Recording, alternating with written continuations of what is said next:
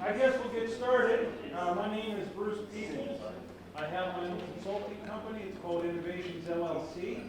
What I mainly do is ensemble innovations, where we innovate things. I also write international standards at the ISO/IEC level, mainly through SC36, Learning, Education, and Training, and SC42, Artificial Intelligence. Now, today's topic is, I'm going to fly through some of these slides since I lost a half an hour. He was going to introduce you. I forgot that. Oh. Let me just get started. I mean, it's just say thank you for all you coming on behalf of the IIIS conference. I just wanted to introduce Dr. Bruce Peoples. He's the founder and CEO of Innovation LLC. And his talk will be about AI, artificial intelligence, interdisciplinary, and our transdisciplinary approaches. For your information, I have a list for you folks when later on, okay, you can write down your last name and name for the, so you register for the workshop, and then there will You be can some, get the certificate. okay, later on. I do have a request. I don't think Najib needs the signature, so under the signature block, if you would clearly print your email address, I would appreciate it, because I'm going to make sure that everybody in attendance gets a copy of the slides, because I've got a lot of good resources and tools that I think you might be interested in. So I want to make sure everybody gets a copy of the slide deck. So if you just under signature put down your email address, I'll make sure you get a copy of the slide deck. So what he's saying is that here, instead of the signature, you No, can add no, your you can add the email Add the email, and okay. also place the signature. You have space for both of them, for the signature and the. Okay. And we need the signature, of course. I mean, we need to. If you have to support the, in other words, if you have the email, you will receive a good copy. If you don't put the email, to you support receive the a copy. certificate. We need to support it. All right. So the signature is a must, but you can have, here with the signature, your email. Yes, please include your email address. So I guess we'll start, and here's what we're going to try to cover in the time that I have left. We're going to go ahead and talk a little bit about artificial intelligence and what that is. And then we're going to take a look at, is there an interdisciplinary or transdisciplinary approach to actually creating artificial intelligent solutions. We're going to take a look at some of the communication aspects of interdisciplinary and transdisciplinary teams, because the communication aspect in my mind is one of the key factors in successfully designing and implementing artificial intelligence solutions. And then I have a series of slides on some of the tools and resources available that I'll be discussing. So we'll start off with, what's artificial intelligence? Now, I am a participant in an ISO/IEC subcommittee. It's Subcommittee 42, Artificial Intelligence. And we're creating a working draft right now. It's 22.989.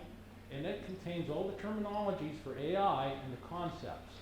And for right now in the draft, from a system perspective, artificial intelligence is defined as a capability of an engineered system to acquire, process, and apply knowledge. Now please note, there's nothing mentioned about a human in that definition. A lot of AI definitions out on the web always equate AI itself with humans, and the way humans think.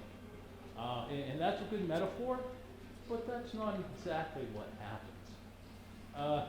We also have an engineering discipline definition for AI. And it's just a discipline which studies the engineering of the systems with the capability to acquire, process, and apply knowledge. Now that's very important. An AI definition or discipline. And there is a discipline out there that's growing on what do we need for AI? What are the components? What are the different sciences and technologies that we can bring to bear to actually do creative innovations with AI? Now there's three types of artificial intelligence. First one's narrow, and most everybody's familiar with the narrow thing. It's for specific application only. Some of you might have heard about the game Go that was developed. That's a narrow AI. Self-driving cars, that's a narrow AI. In other words, it's specific technology and application areas.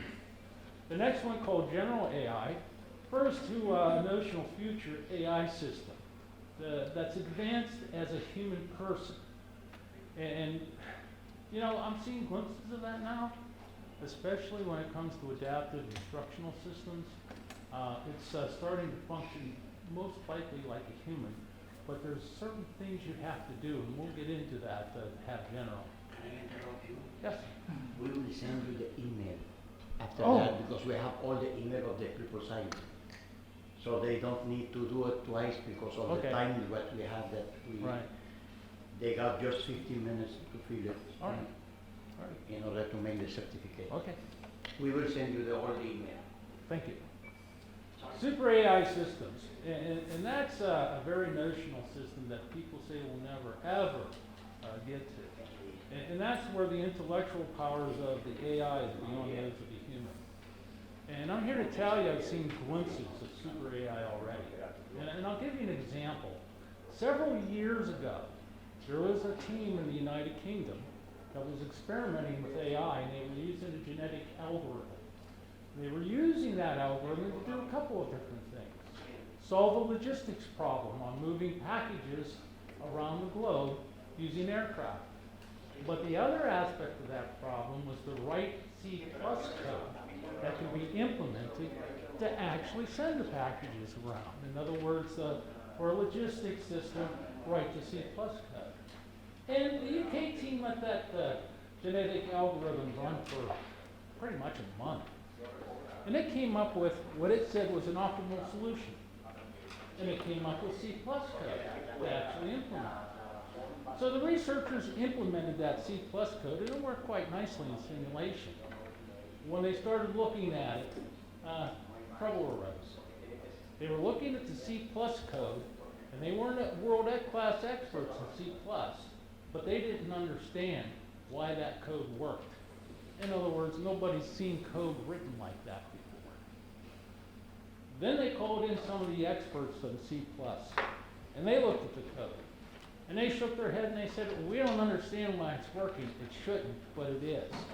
They didn't understand the code that was generated, but it worked. In this case, it exceeded the human mind in developing C+ code for a logistics problem. And that's just one glimpse of super AI. And if you do your due diligence in AI, you'll see other glimpses of that. So how does AI learn? Well, AI learns through what's called machine learning. And it uses computational techniques, mainly algorithms, to enable the systems to learn from data or experience.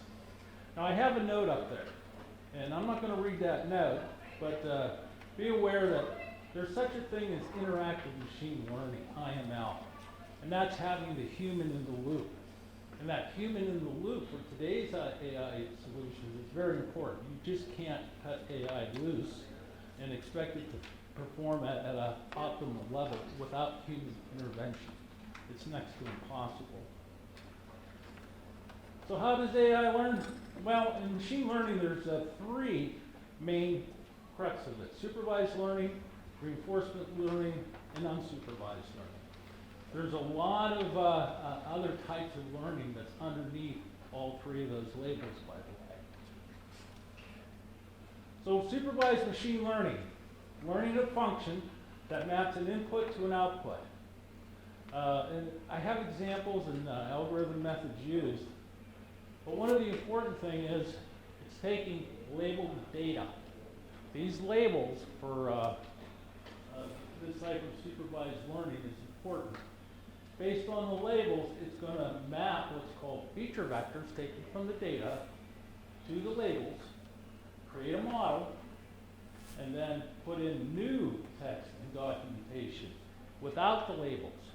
And it's going to use that model to do predictions. And it's going to predict what label should be assigned to it. And again, image classifications uses that type of technique. Identity fraud and market forecasting. The Second one I want to talk about is unsupervised machine learning. And it's pretty much the same as supervised machine learning. However, the main difference is you're not using labeled data. The algorithms themselves are going to start extracting feature vectors without a label. And it's going to come up with a model. And then with the new data coming in, extract feature vectors and do a prediction on the cluster ID, or the cluster of where that data is coming in. And that's where the labels come in, the clusters. With those clusters of data, you can start applying other AI algorithms to do analysis on what that cluster data is and what it means. Example, recommender systems. I'm sure everybody is painfully aware of recommender systems when it comes to ads on the web. Customer segmentation, in other words, they can analyze exactly what type of customer you are. And speech recognition.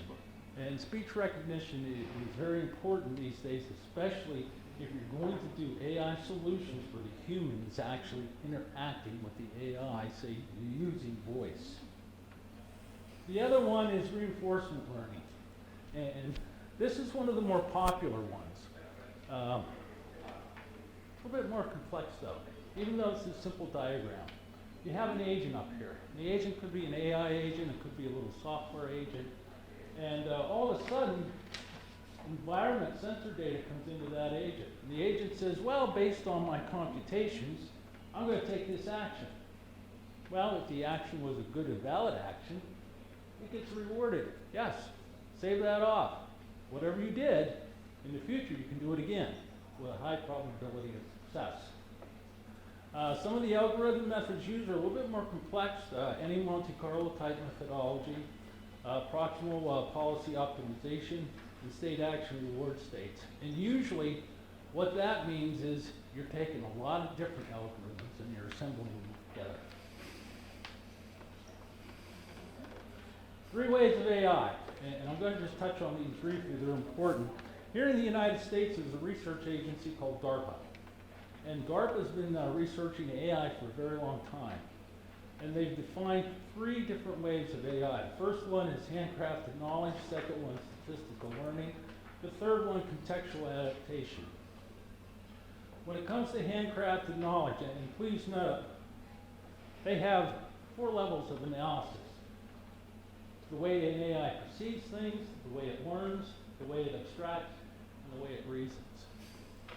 Now, in handcrafted knowledge, that's where the engineers are creating the sets of roles to represent the knowledge. In other words, the structure of the knowledge is defined by the humans themselves. And you come up with knowledge bases and etched in stone knowledge graphs and ontology constructs, things like that. Now, the specifics of transversing the knowledge graphs and the ontologies is done by the machine. So it can perceive the inputs, but it's not very good at learning things, abstracting things, but it's good at reasoning. Now, the reason it's not good at learning and abstracting is because the engineers are providing all the data to it. All it's doing is running some low-level algorithms. The next stage is statistical knowledge. And that's where the engineers are creating the models to specific problem domains. And that's where the concept of big data comes in. Usually statistical knowledge and the algorithms used is for huge data sets that could be terabytes large. Machine learning programmers design the network structure of it with the experience by trial and error. And that's where some of your deep learning neural nets come in. It learns by trial and error.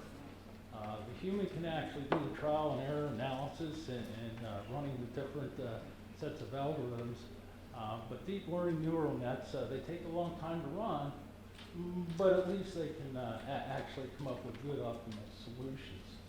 Now, statistical knowledge, it's good and bad. I'll give you the bad part. There was a major company that actually did a bot, an AI bot, and put it on Twitter.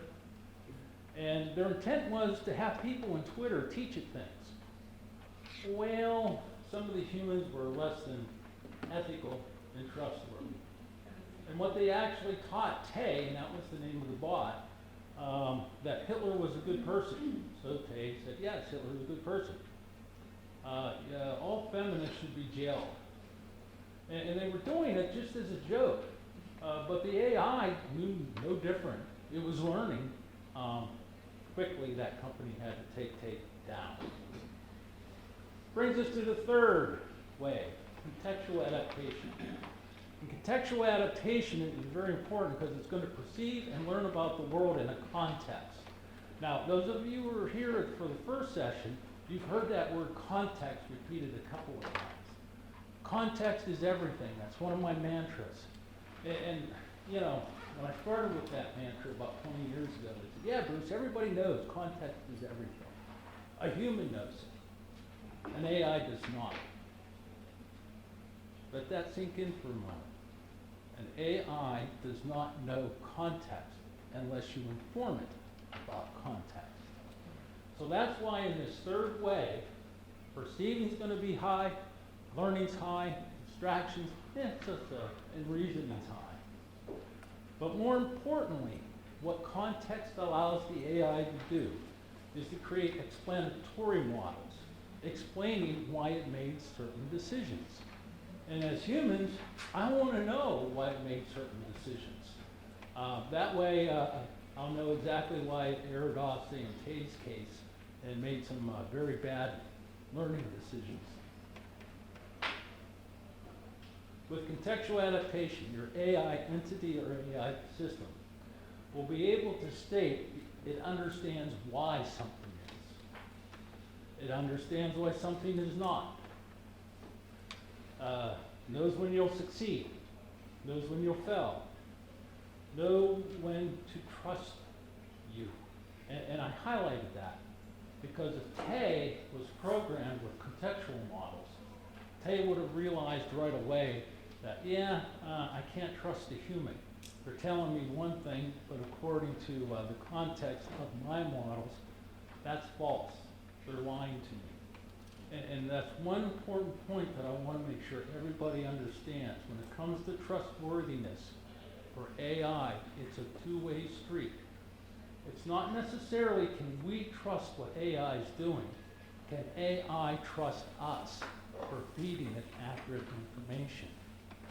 And in some of my research using some bots on the web, fake news throws it off quite a bit.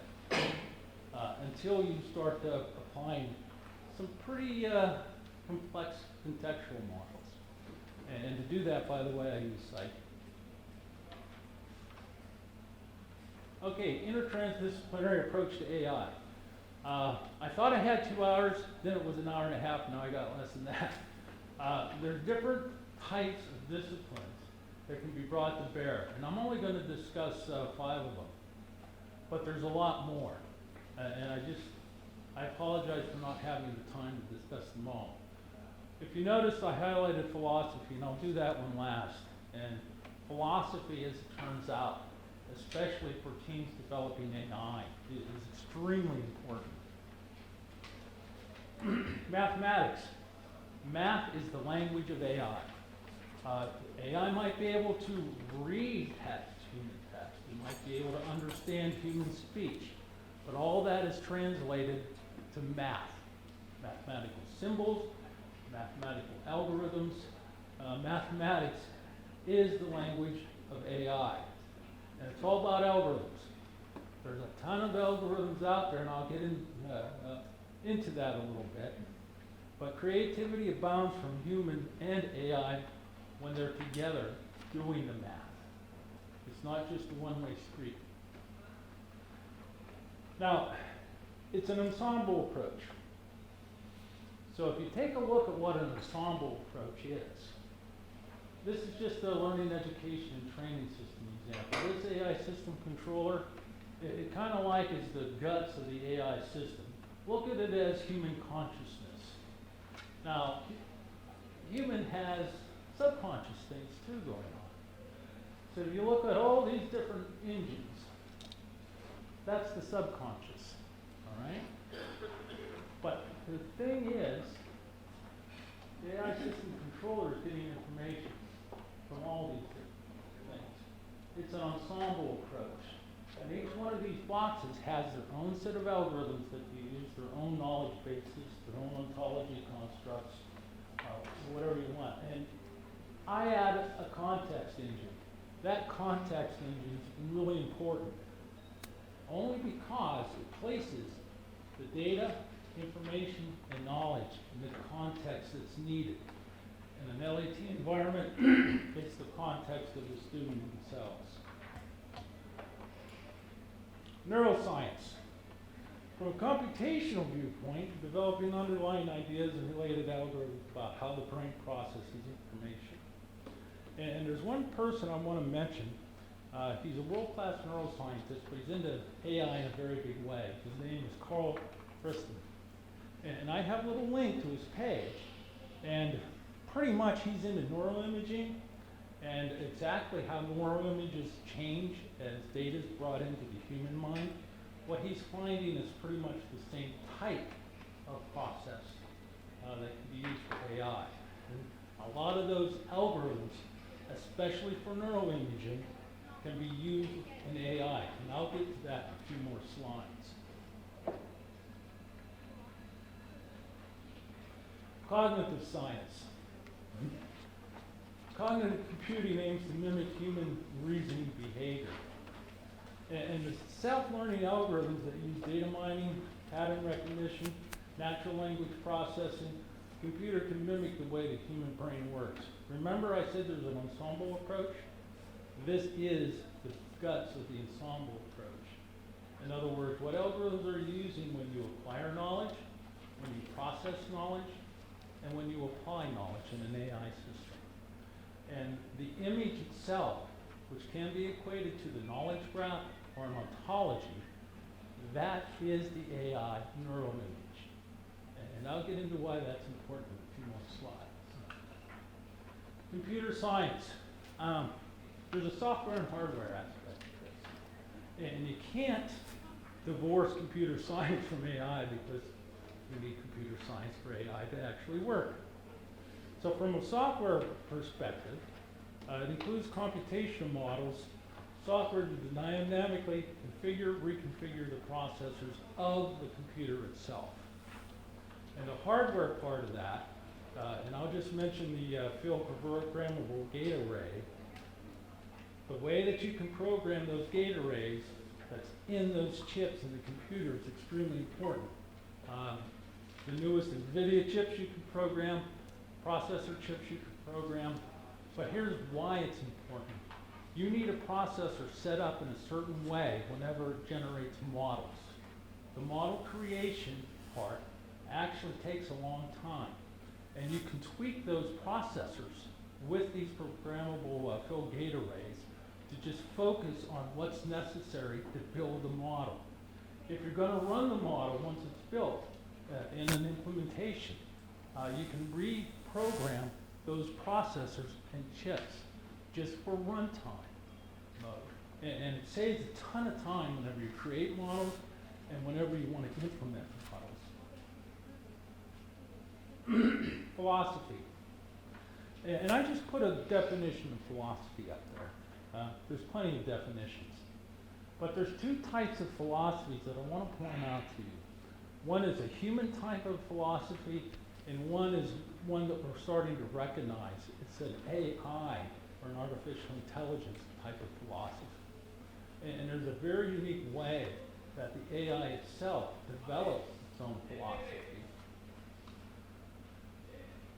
In the human, there's 5 main branches of philosophy. And I'm not going to read them off to you. The most important one that I want to point out is ethics. A moral philosophy which is concerned with the human values and how individuals should act. Well, that's pretty clear from a human perspective, but not very clear from an AI perspective.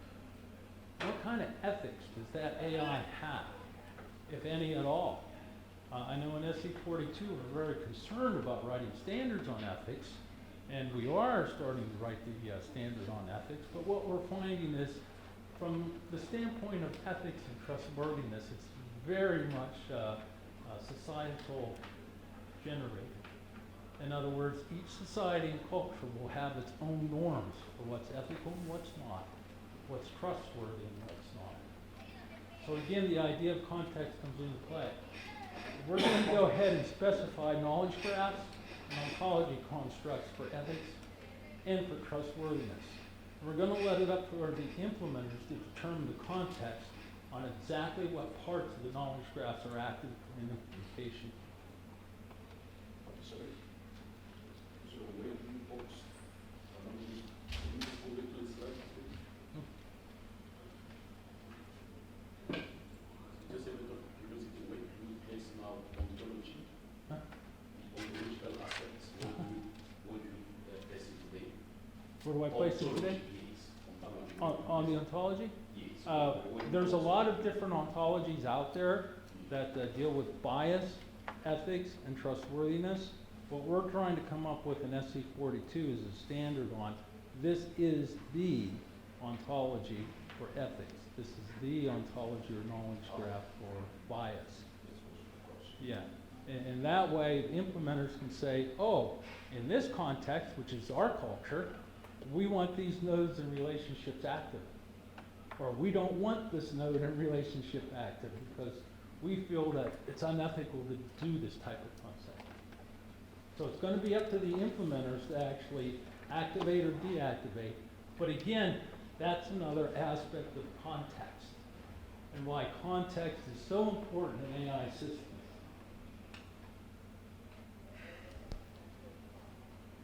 For AI, context is everything. And if you're going to formalize context, it's a very difficult thing. There is no one definition for context that's out there. And I put up what I consider the father of context in artificial intelligence, Patrick Brazilian. He's over in France.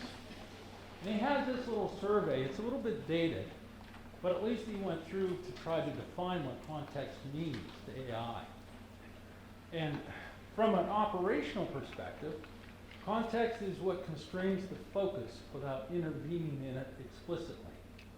In other words, if you're focused on something and you're dealing with AI, the context is just for what's right there. There's subcontext going on which could come to the forefront of focus, but that's contextually driven. So context is what constrains the focus. And one can't speak of context in an abstract way. Context always is relative to the focus. Context makes the focus explicit. Remember, for humans, context is easy. It's kind of hardwired into us. For AI, it's not hardwired in. We actually got to set up what's called context models to provide context. That way we avoid little bad bots like Tay. Now, even though he's saying there's no common definition, besides the operational definition of context, he has definitions for context from the context or perspective of knowledge acquisition.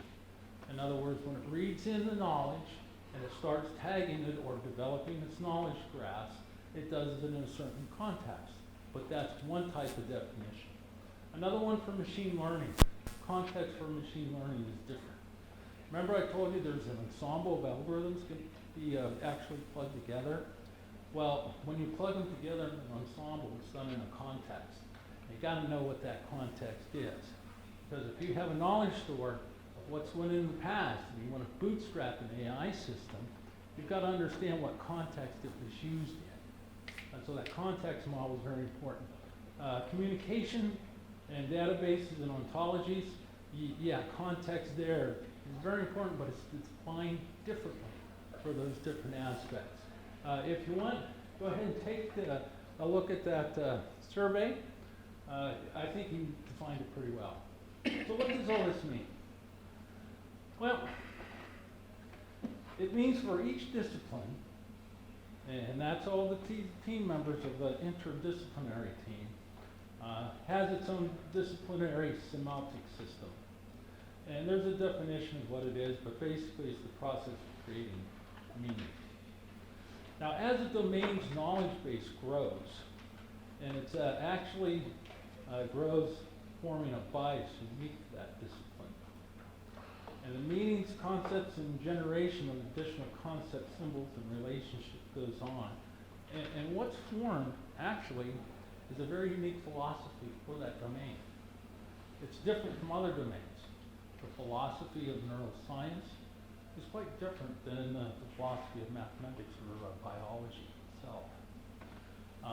So all of a sudden we have all these different philosophical type things that are formed. And that's just for the different team members in the interdisciplinary or transdisciplinary teams. So this is where communication comes in. How do we actually communicate or translate those different philosophies? That seems to be a little bit problematic.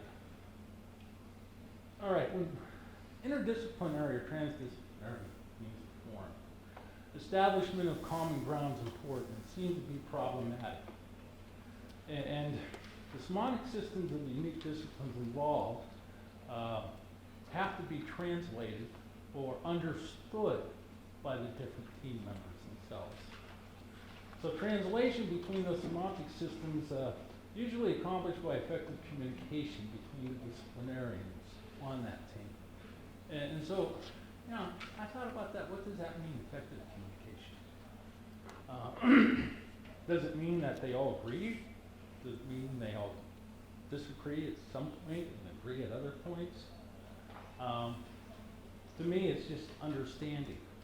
They don't have to agree. They don't have to disagree. But do they understand the philosophical viewpoints of all the different disciplines involved? Communication processes can be fraught with misunderstandings. And I'm not going to read all this, but what I found is inherent in this is attitude and belief and value perspectives for the concepts themselves that's being discussed.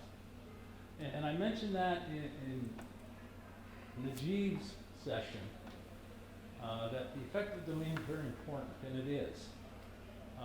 It's often ignored, but it shouldn't be ignored, because it sets up, okay, can I understand at least what they're saying? Misunderstandings and epiphanies, I want to touch on that. Misunderstandings are failure to understand something properly. Lack of knowledge, lack of context. Epiphanies, a moment of sudden revelation or insight. Discovery of knowledge, discovery of context.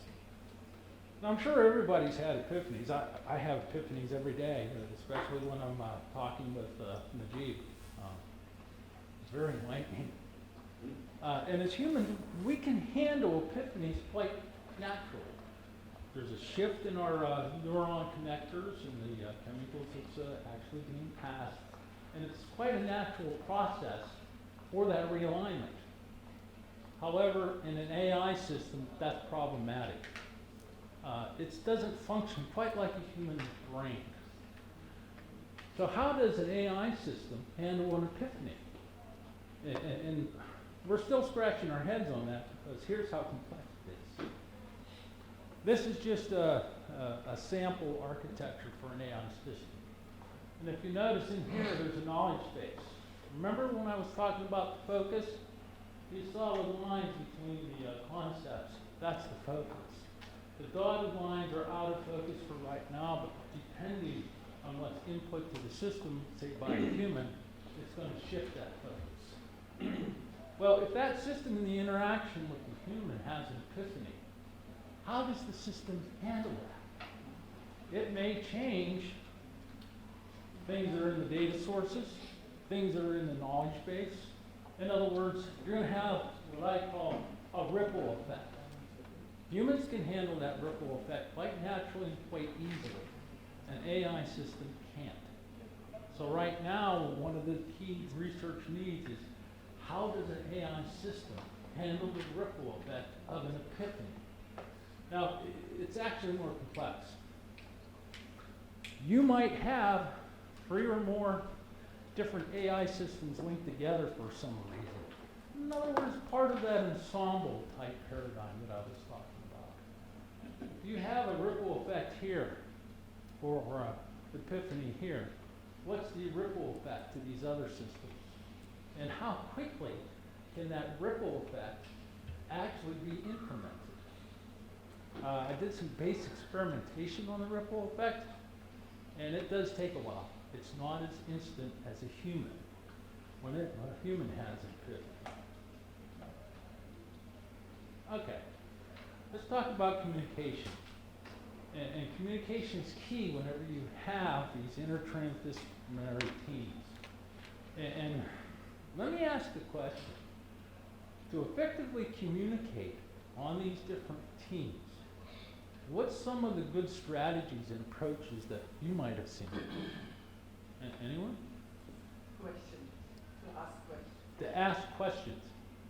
That's a good one. Having the same goal. Huh? Having the same goal. Same goal. Having the same goal, Purpose. the same purpose. So if you have the same goal and purpose, the same focus, that helps the communication process. To understand the difference between communications and communication. Okay, when you've got communications, it might be canals, okay, nothing else. But when you've got communication, it might be differently, even translated into different languages. Exactly. And sometimes And there's no translation at all, and you got to deal with it. absolutely, but there is a translation of communications. Okay, so it's very easy to translate what are communicable tools, right? What kind of tools you are using? You are using like slides and emotions like Najib did. Mhm. So that's not for you. Yep. Now, That's the most important thing in my opinion. oh yeah, I agree with you 100%. Now, well, I guess I got some time to do this. I'm just going to touch on the verbal communication aspect. And one of the things that I looked at was what's called meta-perspective. And that's where you understand that the other person understood what you said. And to me, it's part of the affective domain. Last year, you gave a very interesting presentation on cyber training. And you were wondering, well, what about the affective domain?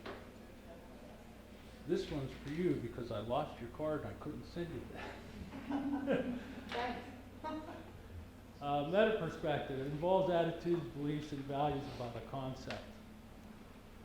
And so, about 35 years ago, when I did my undergraduate degree, I ran across some work of Martin Fishbein and Milton LaCoche. And I kind of combined what they had together to form a little base algorithm to understand what a perspective was. And I put up there the base algorithm that defines what an attitude, a belief, and a value is.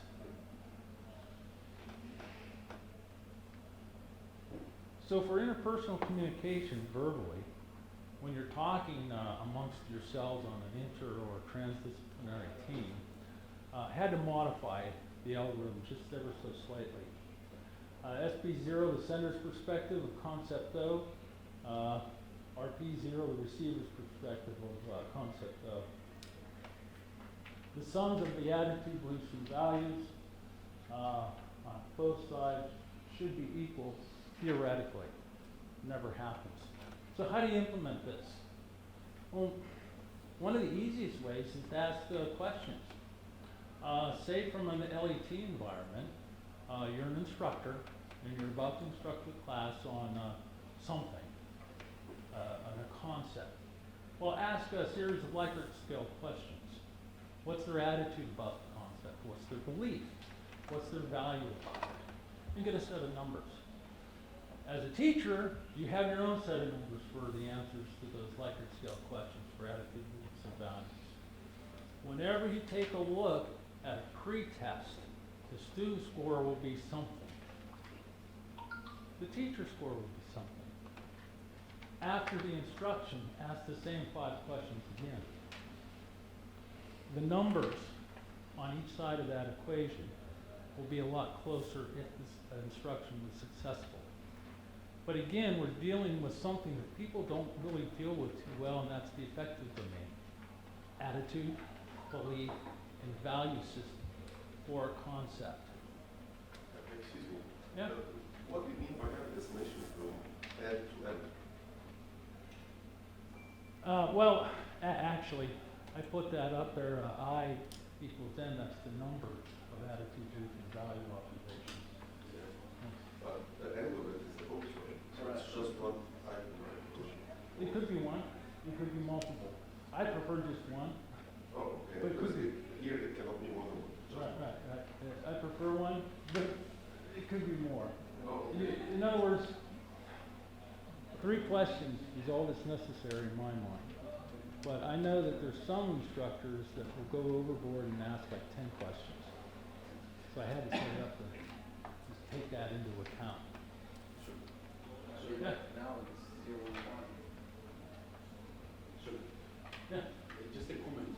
In case theoretically as being on and social equal on the theoretical aspects. On the theoretical aspect. Yes. In case they are not equal, could we perhaps introduce an adjustment factor, which is an equivalent factor in those two? You most certainly can. Would we do that? Oh, yes, and I'll get to that in the next slide, the slide after. So say on an interdisciplinary team you're doing this. And you do 4 weeks of observations. And in week 1, the sender scores 12, receiver scores 0. Week 2, 12, 3. Week 3, 12, 7. Week 4, 12, 10. As you can see, those numbers are getting closer.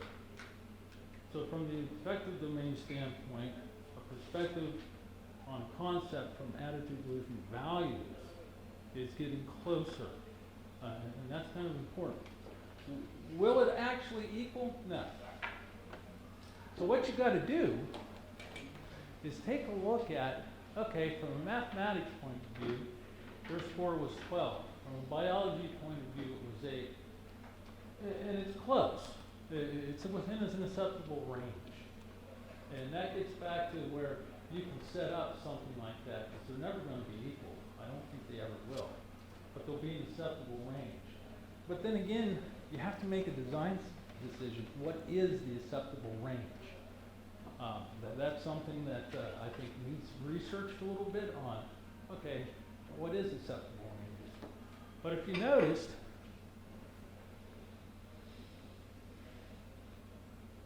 I have in here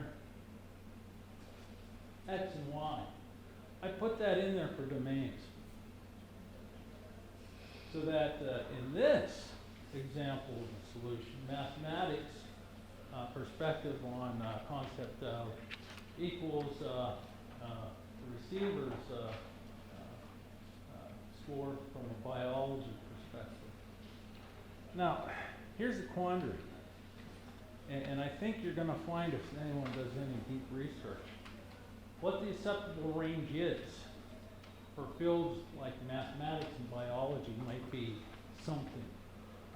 For another one, let's say cognitive science and mathematics, might be something else. In other words, that's going to be very contextual, what this acceptable range is. I haven't done any deep down research on that. I guess I should. So, Yeah. I have a comment.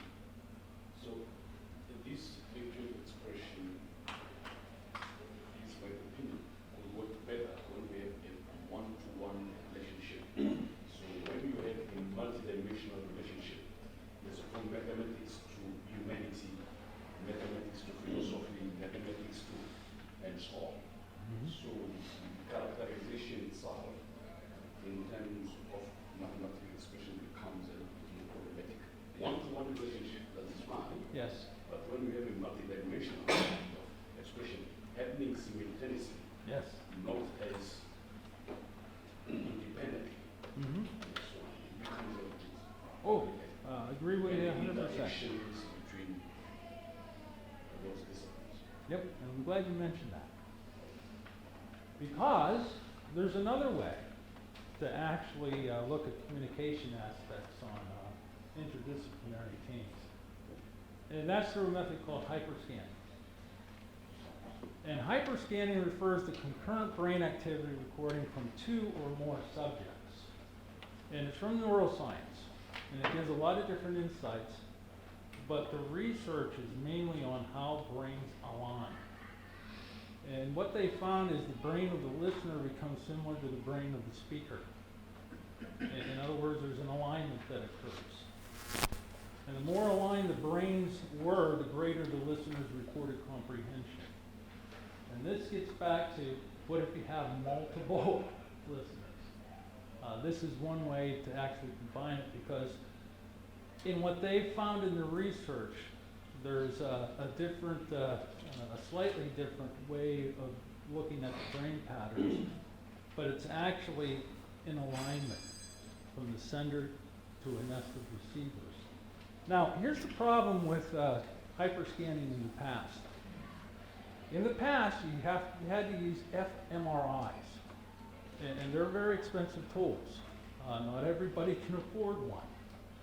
And so what the researchers had to do was at one university put a subject in, at another university put a subject in theirs. And then they had to actually coordinate the signal generation. In doing that, they found the basics of brain alignment. Well, you don't have to rely on the fMRI. What the researchers have started to do in the past few years is use brain-computer interfaces instead of the fMRIs. And that's a lot cheaper. Some actually use what's called 16-channel brain-computer interfaces. Some use products from a company called FreeRlogic. FreeRlogic has called a body wave. And what FreeRlogic has done is made the BCI like a wristwatch or an armband. They even have a new product where it doesn't even have to be touching the human. It can be embedded in the seat back. And it can still detect the EEG signals. Now, what it's doing with the BCI is actually detecting EEG signals. And there's a lot of them, and I'm not going to go into great detail. If you're interested in more detail on hyperscanning, I'm giving a keynote on Monday on hyperscanning itself, and I'll get into some guts of it. But there's one thing you should be, yeah. This brain connection, how can we imagine it? It's like empathy, or I mean, it happens in my brain when I'm hearing you, or it happens in between? It happens in between. Okay. In How other words, can you measure it? there's 5 different types of brain waves that it measures. Alpha, beta, gamma, theta 1, theta 2. And so those different types of brain EEG signals are generated by different parts of your brain. So what they've done is developed algorithms to say, oh, for the senders, here's what his brain map looks like. All right? For the receiver, here's what their brain map looks like. And they have the algorithms to say, oh, between person A, the sender, and the receiver, it's an alignment. In other words, they have the algorithms to say, for this person and this person, these numbers mean that they're aligned. And there's understanding. The alignment is happening in the brain from the receiver. So it's not happening in the room between them. Actually, it is, because even now, when we're looking at one another, okay, and we're discussing things, there's a little process going on inside of your brain and my brain. And those processes, depending on what section of the brain is active, is generating EEG signals themselves.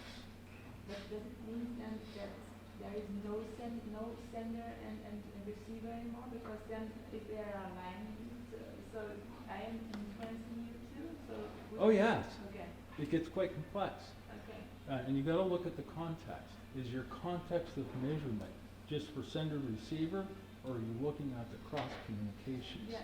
And it's the cross communications that's really important, but then again it gets complex on what it means for brain alignment, depending on who's the sender and who's the receiver. But that's the point I can't understand, because then for me there's no sender and receiver anymore if there's a line. So, because then both influence each other, so it's like a cybernetic circle. Oh yeah, but here's a simple way of looking at it. You just got done speaking with me, you're the sender, I was the receiver, and then I answered back. I'm the sender, you're the receiver. I'm reacting from your reactions. I'm looking at you, so I know what kind of information I can send now, or I will choose my information, how to send it to you, and the way I talk to you. So you are influencing also my speech. Yes. Yes, you are. Yeah. And So I'm you're influencing sending yours. signals to. But is there an alignment based on their algorithms between the two brain sets? If there's no alignment, then there's miscommunication occurring. Okay. So we're not understanding one another. But if there's alignment, then yes, there's an understanding that's being accomplished. But here's the thing. Nowhere has ever been any research on using hyperscanning when in an interdisciplinary or transdisciplinary team. It's always been done in learning, education, and training type things. You'll find Dartmouth College does a lot of school type hyperscan. But nowhere has there been any research on its use in trans or interdisciplinary teams. And it's something I just discovered last year, and I'm thinking, well, that might be of use, especially if it's cheap enough, and I don't have to put a headset on people. I can just have a device in their chair that costs maybe $500. There's potential there.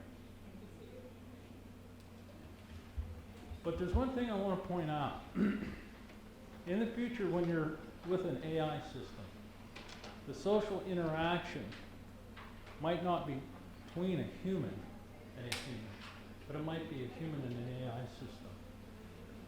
So what's the algorithms that we can apply to say knowledge bases, knowledge graphs, and ontology constructs that's focused? In other words, remember I mentioned the point of focus before?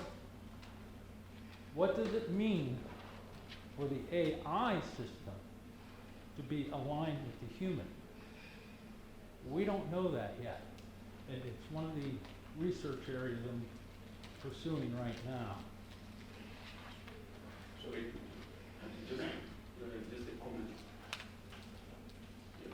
So for the social interaction with AI entity. Perhaps if we have to box into living theories, perhaps we could actually more for social collectivism, constructivism, and couple it with AI or something like that. Come up with a simple lightweight, I don't know, situation or something like that. Because currently we haven't generally resolved the issue of social collectivism and constructivism, which actually brings sometimes a lot of chaos. And we can't resolve sometimes chaos if we don't agree on anything. Yes, and I don't have time. I have a whole other presentation on this as it applies to learning, education, and training.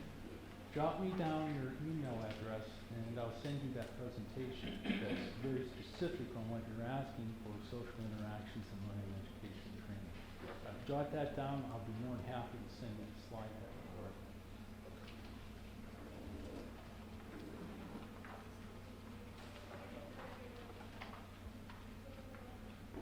Some of the research questions for hyperscanning.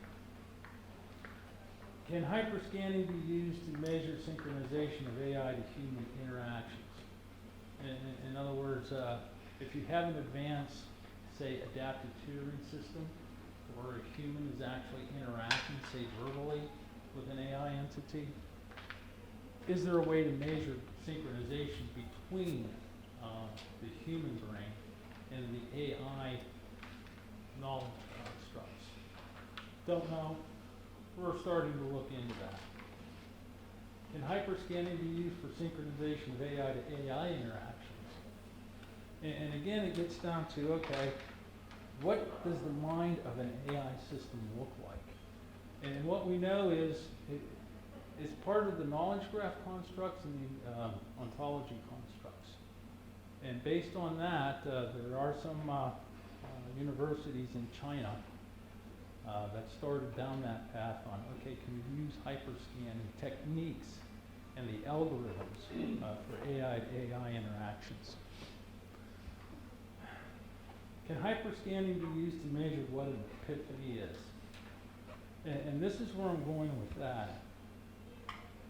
In a human brain, when we have an epiphany, there's a lot of changes that's going on. And then we actually use hyperscanning to measure what those changes actually are. I believe we can, and if you store that information off and build a knowledge base based on that type of data, all of a sudden you can get an insight through AI analysis to what the creativity pattern is for that human. In other words, what are the requirements for that epiphany and what happens at the moment of epiphany? That's very valuable pattern analysis that you can use for the human itself. But even more important, it's going to be of value when an AI has an epiphany. In other words, doing the pattern analysis, it's going to let us develop techniques and algorithms to actually handle more effectively that ripple effect I mentioned a little bit earlier.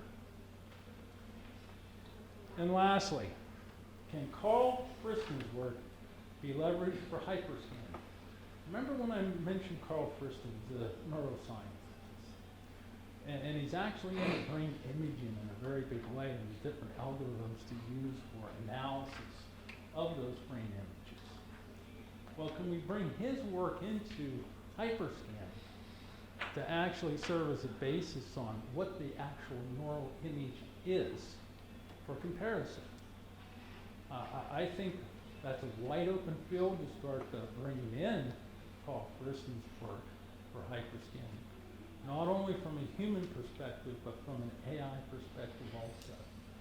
And the point I want to make there on bringing in Carl Friston's work, again, it's another way of looking at interdisciplinary teamwork, especially in the context of AI. What can we bring in together that already exists to meld in an ensemble to actually make AI and human interactions work and work effectively? And from my context, it's in the learning, education, and training space. AI tools and resources. Again, everybody's email address that I get, I'm going to send you this deck. I included some of the top ones for AI development frameworks and tools. I want to point out Python. For some reason, everybody that's working in AI loves to use Python. And one of the development packages is called PyTorch. And actually, it's not bad to use.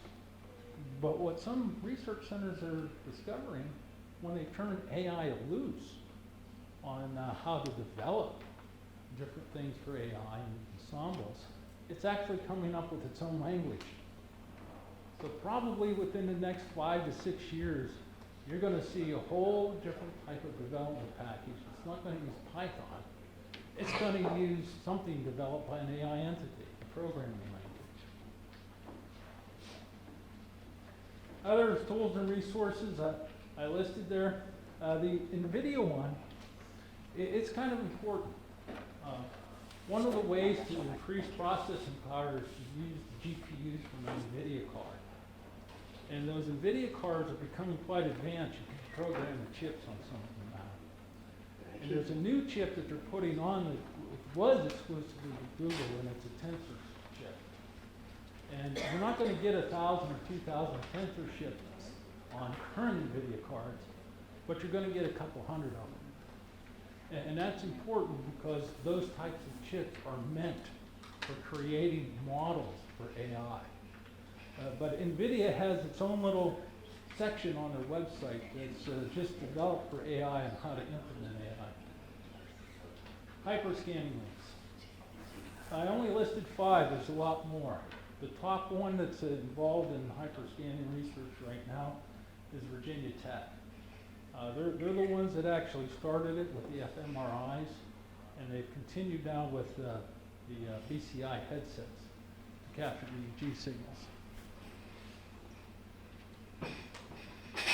And lastly, the context link. Those of you who know me, one of my sayings, and it always will be, is context is everything.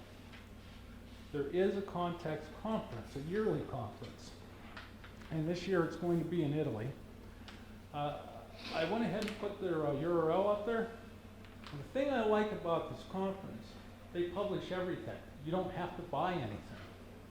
All the presentations, all the keynotes, they'll make available on their website.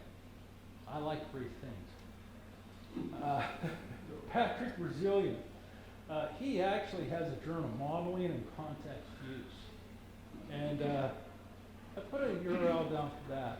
I like that journal. It's a freely available journal. You don't have to pay for anything. In other words, you'll get whatever's being published at the time. And they have different flavors, just like Jeep has different special issues. They have special issues too. There are some articles if you research the whole journal on learning, education, and training, but Patrick's really into AI in a big way. And most of those are applying context to artificial intelligence. But again, I like this journal, it's free. Plus, I don't know if any of you do this, but once I look at the journal and I like an article and who's authoring it, I would go ahead and put my bots to work and, okay, what else has this person done in this context? All of a sudden I start getting a lot of stuff back.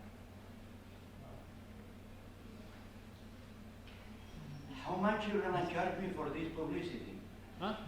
How much you gonna charge me For what? the publicity? For what? No. No, You know I don't. I'm kidding. No. I'm very serious today. I'm kidding. Well, This is a way to say thank you. you're more than welcome, This you is know my that. way of saying thank you. Okay? You're welcome. We have 5 minutes in case anybody has any questions. Yes, 5 minutes.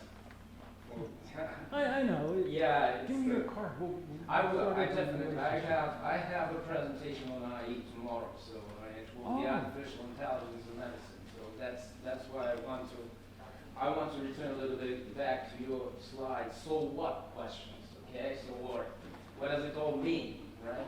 Mhm. So, and I believe 3 things we're missing here in this picture. First of all, I wanted to praise and applaud this morning conversation or presentations, 3 presenters, because we didn't spend time for nothing, because it was really stimulating. Not really important what you were talking, but what we were thinking about and how we construct our reality. 3 things missing. Number 1, I want the gentleman to mention the idea of ontology, okay? Ontological, and I will return for one thing. The second was, definitely I put it right here, intelligence and consciousness is the division. What is artificial intelligence and what is consciousness? So, in my understanding, intelligence, what resolves problems, consciousness, what makes problems, what brings up problems. And third, really missing us, human beings, okay? So what exactly we are talking about artificial intelligence if we are not talking about human beings? Do we want artificial intelligence, or how you put it over there, like artificial intelligence system, to man, or what? Or to enslave us, or us, human beings? So the point of artificial intelligence has to go, and I presented a paper last year, and it was about artificial sociality. We live in a new reality. We need to talk, and if you are talking about artificial intelligence, exactly you need to put either human center or to have a human, what for? What do we need for, right? So, and here comes with ontology. I try to make it really quick, because it was really important question about objectivity, subjectivity. This is really important, but ontology missing, you know? Sometimes you've got something that is ontologically objective and epistemically not, or vice versa, right? Epistemic is something has to do with the knowledge, right? And ontological objective is something that deals with reality, like the gentleman mentioned, Ludwig Wittgenstein. You can say that he was Austrian, he was born in 1889 and died in 1895 and 1951. And that's ontologically objective, okay? But when he said that he was a logician or philosopher, that might be epistemically objective, okay? So whether he was a Jew, whether he was an Austrian, or whether he was a British philosopher or logician. So this one missed, you know, the idea of ontological objective and subjective reality. And the third thing I want was disciplinarity or interdisciplinarity. I believe Tom said we need to combine disciplines. I doubt that it can be possible. It's possible, okay? Either interdisciplinarity, transdisciplinarity, multidisciplinarity, overdisciplinarity, it has to do something with disciplines, okay? And disciplines, specifically in science, it's I wouldn't say obsolete, but it's back 17th, 18th century, okay? So when you've got borders, when you've got constraints, why don't we think, and I wrote a paper on anti-disciplinarity, so the idea of artificial intelligence doesn't supposed to have a discipline. Either you put a line of 5 over there, like mathematics. What exactly mean mathematics? What exactly mean philosophy? You put epistemology, but not theology. So antidisciplinarity has to be, or we need to raise questions concerning what kind of interdisciplinary, what kind of methods we're using in order to understand artificial intelligence as a phenomenon, not as a concept. I see that I have to stop, but and I will have tomorrow presentation. May I have your name? Yeah. Of course. Yeah, because you just said something really important. Yeah, right. So if you can give me your name. You see, people just say something important and we'll get somebody. And this is exactly Yeah. what means originality, or you were talking I about. mean, what I got, the idea that this differentiation between epistemological and epistemical and ontological objectivity, subjectivity. Yes. That's a very important thing. Yes, it's an important difference. I never thought about this. Is why he surprised me. I would like But exactly, you can talk to about know like your name maybe- in order Of to course, Yeah. send you an email. Absolutely, where I exchange. In order to exchange that, The please. point is like disagreements is like differences. So Yes. what exactly mean to disagree? If Tom, who is a mathematician, comes and say 2 plus 2 makes 4, and then somebody from the loose sciences, from anthropology comes and says, look, 2 plus 2 makes 22. Okay, so if I disagree with you that it's 4, right? You know, that's again coming authoritas, veritas, okay? So it comes to the idea how you will either verify or to falsify. But that's the big problem that has been already done, I believe, this way or another. But similarity and differences. Yep. Similarity, yeah. Up to a present, I agree with you, and what I would love is to disagree with you because I would learn a lot from you. Thank you very much indeed. Really? So, but Really, please disagree with each other, especially in any abstract that you can send to a journal. The disagreement would teach, not both the authors, but we teach a lot the reader. If we present the reader with disagreement among the authors, they can start thinking, and this is self-education. So if we can have journals with disagreement among the authors, that will be not better for the reader, because that could be the trigger of his self-education. yeah. Because self-education starts with what's the word? With reflection. But reflection Yes. not just with T, but reflection with X, which is meta reflection with T. Reflection with X is when in second order cybernetics, I'm talking here about Professor Glanville, reflection is when you, with X, is when you reflect on what you just reflected. So you are reflecting on your reflection, with that make reflection with X.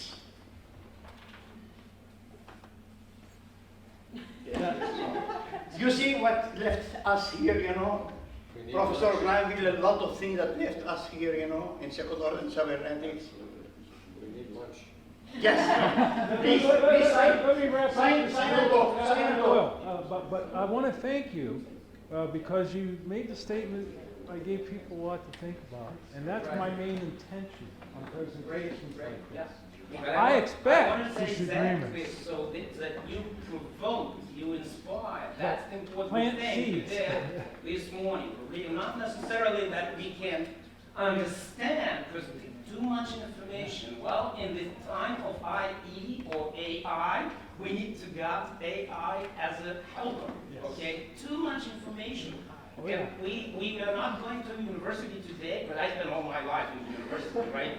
First, getting information and trying to get it out. This is why he's asking for your email. But the point is, we are coming to the university not to get information, but to block. You Yes. know, we don't need information more. Okay? We need, that's what. Could you sign that, because people need to eat. Oh, I'm eat sorry, our I'm lunch. sorry.